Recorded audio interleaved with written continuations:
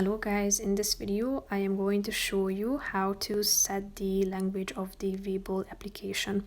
But first I just want to mention, don't forget to subscribe to my channel because at 10,000 subscribers I am going to show you my whole YouTube revenue statistics and growth strategy, how to make money online. Now let's jump into it.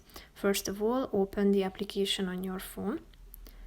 After that, click on the menu icon down below in the right side corner of the screen.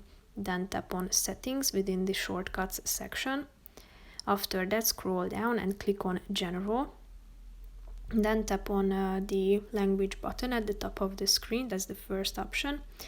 You have three options: English, which is the default option, and you have two other options. So all you have to do is clicking on the relevant one, and then the language of the whole application will be updated automatically.